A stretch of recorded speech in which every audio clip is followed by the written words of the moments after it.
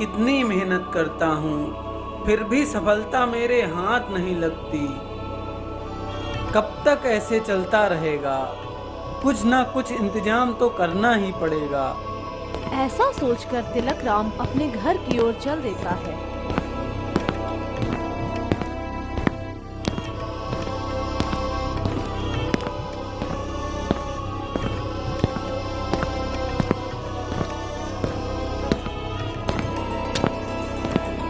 आपसे बोला था जंगल से लकड़ियाँ काट कर लाने के लिए और आप यूं ही हाथ हिलाते वापस आ गए। अरे भाग्यवान, मैं तुम्हें क्या बताऊं। मैं सारा दिन खेतों में मेहनत करता हूं, फिर भी हम लोगों के पास इतना भी फसल नहीं तैयार होती कि हम लोग पूरे साल का गुजारा कर लें। भाग्यवान, मैं सोच रहा हूं क्यों ना मैं शहर जाकर कोई ढंग का कार्य ढूंढ लूं। हाँ, आप सही कह रहे हैं। आपको शहर जाना चाहिए। वहाँ अच्छे पैसे मिलेंगे और हमारे बच्चों की पढ़ाई भी अच्छे से हो पाएगी। घर से अलविदा लेकर तिलक राम काम ढूंढने के लिए शहर की ओर निकल जाता है। शहर पहुंचने के लिए उसे कई दिनों का रास्ता तय करना पड़ा। शहर पहुंचकर वह कठिन परिश्रम करने लगा और किसी भी काम को करने के लिए ना नहीं कहता। सुनो, तुम ये 50 बोरियां मेरे घर तक ले जाओगे। अगर तुम ये 50 बोरियां मेरे घर तक छोड़ आओगे तो मैं तुमको इसके पूरे 10,000 रुपए दूंगा। मैं आपका ये काम करने के लिए तैयार हूँ। आपका घर कहाँ पर है? यहाँ से सीधे जाकर दाहिने मुड़ जाना। उसी गली में सबसे पहला घर मेरा ही है।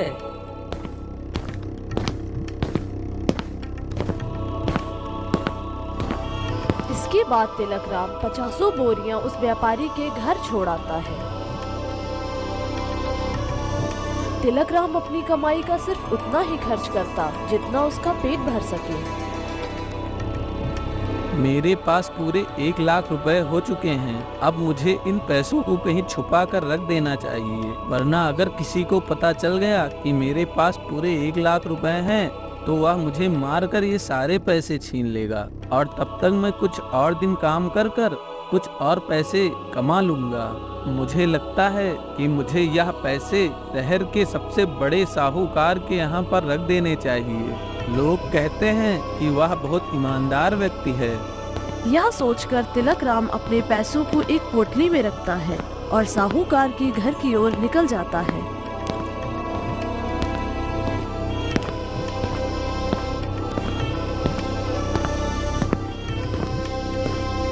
साहूकार जी, मैं अपनी रकम आपके पास अमानत के तौर पर रखना चाहता हूँ। इससे सुरक्षित जगह मुझे कोई और नहीं सोचती। मेहरबानी कर यह अपने पास रख लीजिए जब तक मैं इस शहर में रहकर कार्य करता हूँ। जब मैं इस शहर से घर जाने लगूंगा तो मैं आपसे अपनी रकम वापस ले लूंगा। साहूकार ने थैली दी और बहुत गंभीर होकर बोला, मैं यह रकम रखने के लिए तैयार हूँ। तुम्हें इससे सुरक्षित जगह और कहीं नहीं मिलेगी। तिलक राम वहाँ से चला गया और साहूकार ने पैसे गिनकर एक बड़ी तिजोरी में रख दिया। कुछ महीने बीत गए। इसके बाद तिलक राम ने अपने घर वापस जाने की सोची। दूसरे दिन तिलक राम साहूकार के घर पहुँचा और उससे बोला, साहूकार जी, मेरी रकम मुझे वापस लौटा दीजिए। कल मैं अपने घर जा रहा हूँ। साहूकार ने तिलक राम को घूर कर देखा और कहा, कैसी रकम? कौन सी रकम? साहूकार चिल्लाते हुए बोला, तुम्हारा दिमाग खराब हो गया है क्या? तुम्हारी 7 पुश्तों ने भी कभी 1,00,000 रुपए देखे होंगे और तुम्हारे पास कहाँ से 1,00,000 रुपए आएंगे? तिलक राम ने साहूकार को बहुत याद दिलाने की कोशिश की, लेकिन साहूकार यह मानने को तैयार नहीं था कि वह उसके पास रकम लेकर आया था। मूर्ख, मैंने तो तुझे आज यहाँ पहली बार देखा है। साहूकार आग बबूला होकर अपने नौकरों को बुलाता है। राजू, राजू, इस बदतमीज आदमी को घर से बाहर निकालो। साहूकार के नौकरों ने बहुत ही निर्दयता से उसे वहाँ से भगा दिया। बेचारा गरीब तिलक राम आंसू बहाते जंगल की तरफ निकल पड़ा।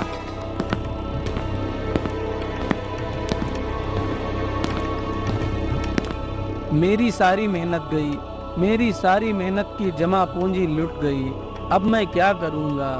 तभी जंगल में उसके पास से एक औरत गुजरी और उसे रोता बिलखता देखकर उससे पूछने लगी।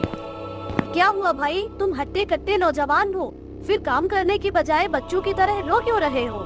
अरे मेरी बहन, काश तुम्हें मालूम होता मेरे साथ कौन सा धोखा हुआ है।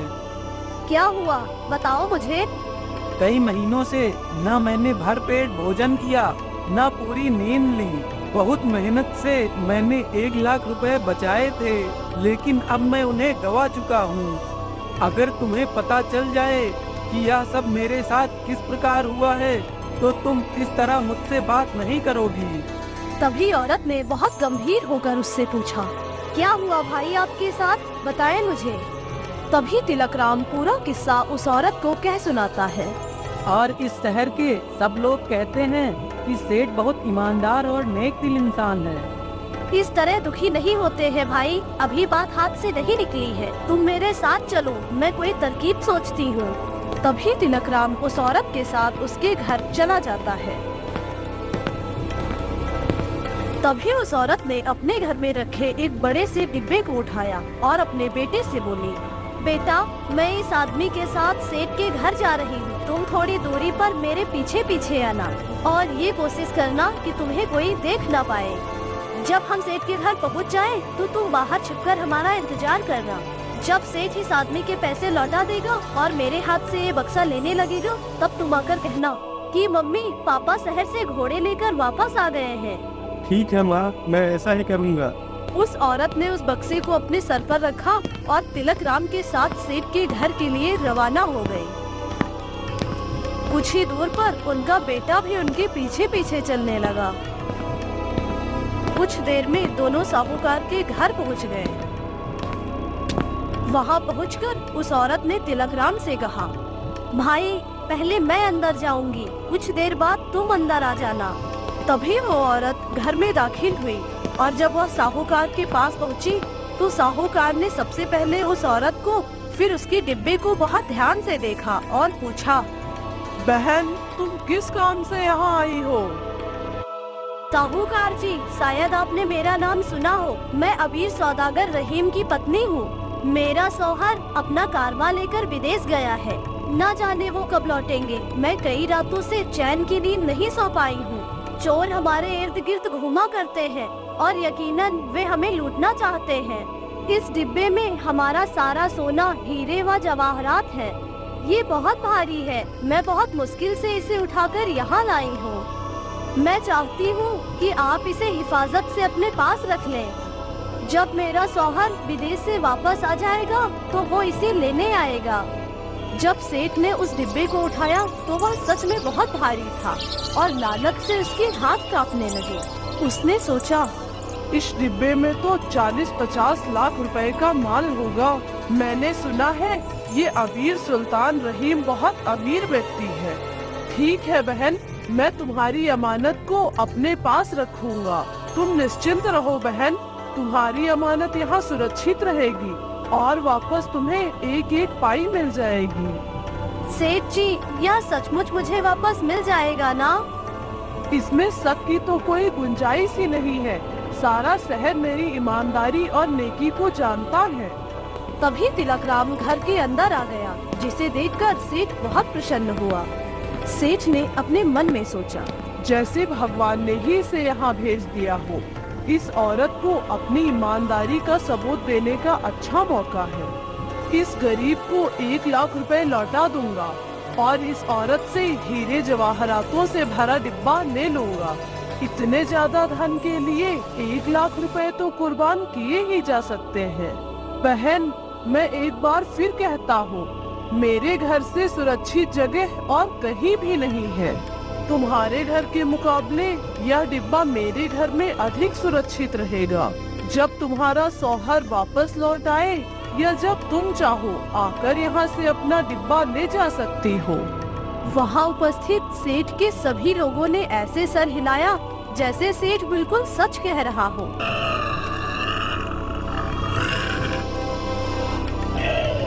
सेठ ने ऐसे ढोंग किया कि उसने तिलकराम को अभी अभी देखा हो।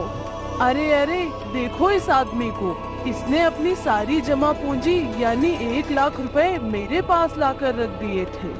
इसने आज सुबह ही आकर मुझसे अपनी वो रकम मांगी थी, लेकिन मैं इसको पहचान नहीं पाया और इसको चोर समझकर इसकी रकम वापस नहीं दी। अगर कोई इसको जानने पहचानने वाला व्यक्ति इसकी पहचान कर दे तो मैं इसकी सारी रकम वापस लौटा दूंगा। तभी वो औरत बोली, साहूकार जी, हम तो लगभग इसे 2 साल से जानते हैं।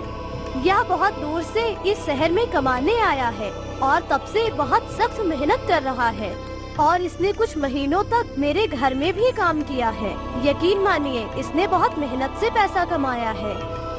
तो तुम इसे जानती हो?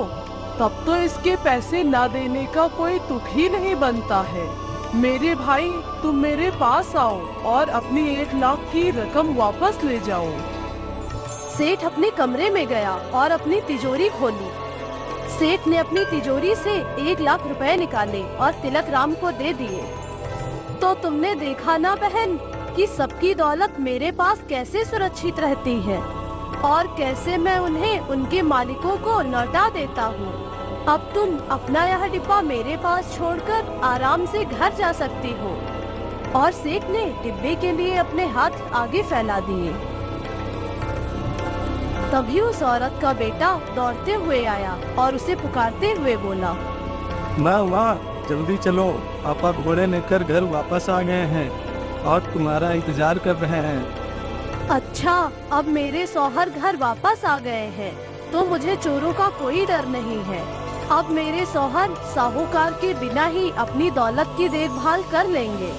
यह सब सुनकर साहूकार को बहुत दुख हुआ और उस औरत ने उस डिब्बे को अपने सर पर रखा और तिलक राम के साथ साहूकार के घर के बाहर आ गए। मेरे भाई, जीवन में कभी भी इंसान को मायूस नहीं होना चाहिए। इस दुनिया में ऐसा कोई मक्कार व चालाक इंसान नहीं जिसकी मक्कारी व चालाकी जीवन भर चलती रहे। बहन, आपका बहुत बहुत शुक्रिया, आपने मेरी बहुत मदद की है। उस औरत का शुक्रिया अदा करके तिलक राम अपने गांव चला जाता है। अपनी पत्नी व बच्चों के साथ सुखमय जीवन व्यतीत करने लगता है।